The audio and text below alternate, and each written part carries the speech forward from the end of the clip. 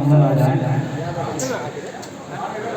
نکاح کا فتویٰ پڑھا جا رہا ہے, غور سے سنیے.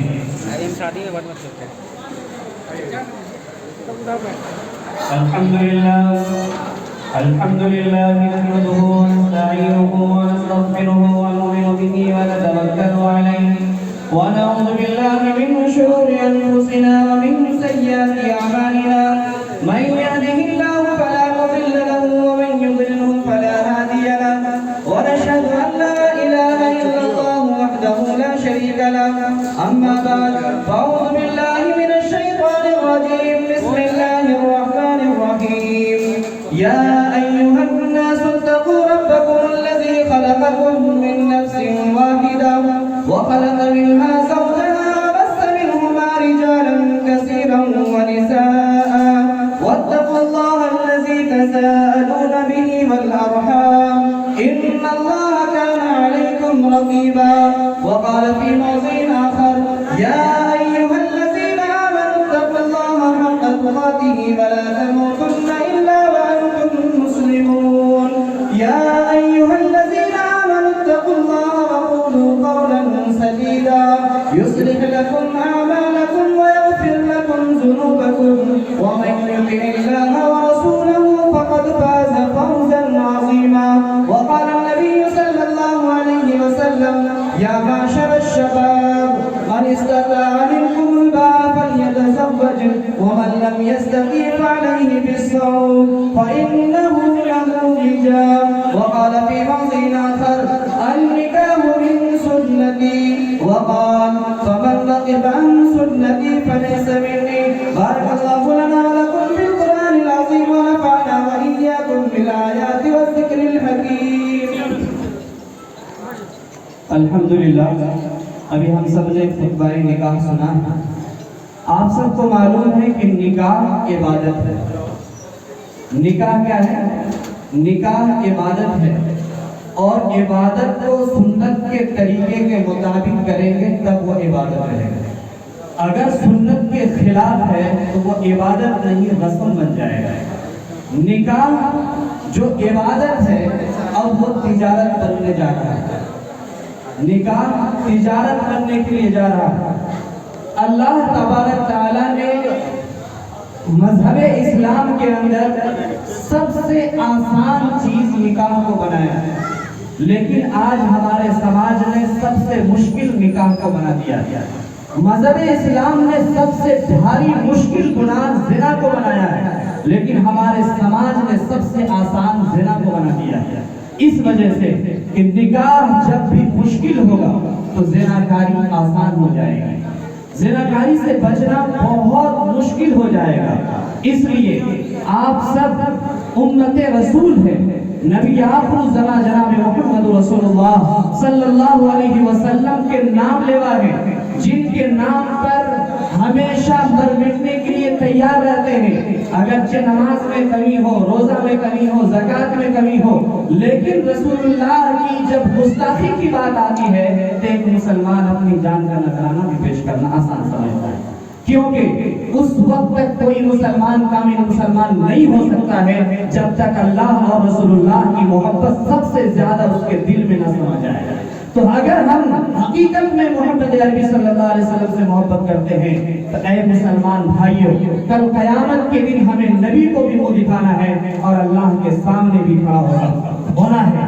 اس لیے کہیں ایسا نہ ہو کہ اللہ تعالیٰ اپنے پیارے رسول سے کہیں گے یا رب ان قوم اتخذوا ھذا القرآن مہجورا.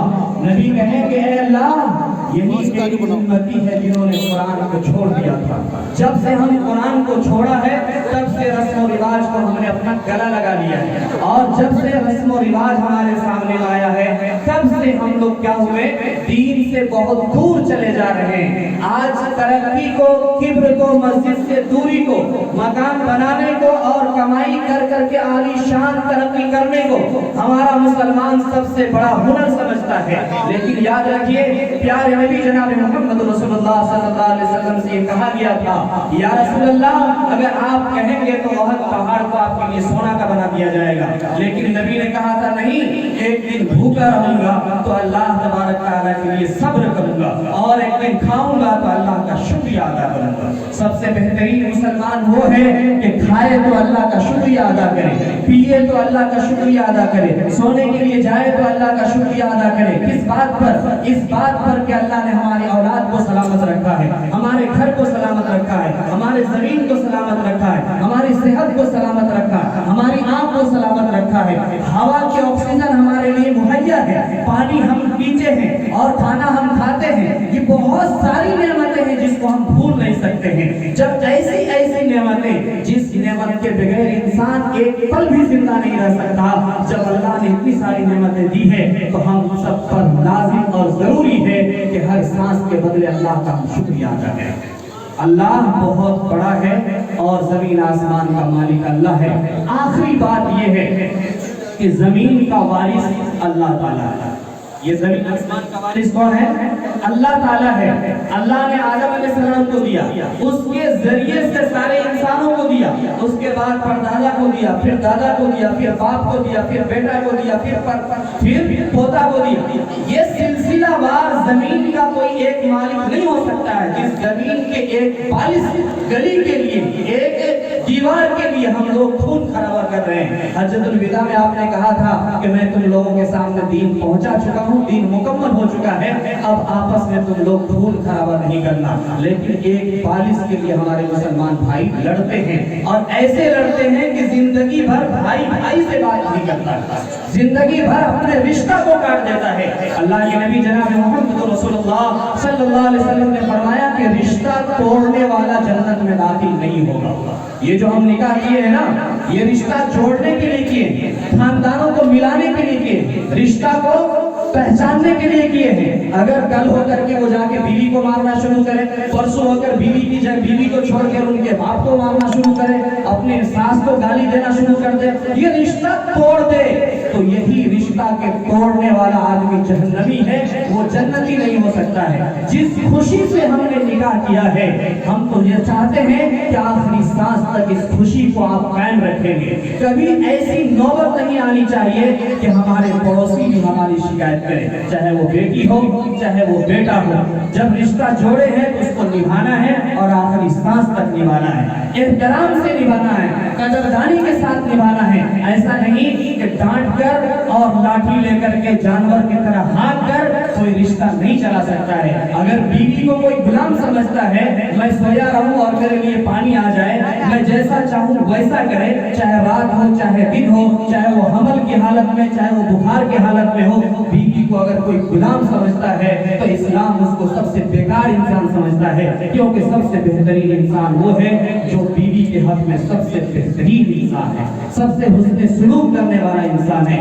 اس لیے شادی کیے ہیں، کس لیے شادی کیے ہیں؟ گھر بسانے کے لیے، خاندان بسانے کے لیے، نسل کو حلال طریقے سے آگے بڑھانے کے لیے۔ اس رشتہ میں کسی طرح کی دراڑ نہیں ہونی چاہیے۔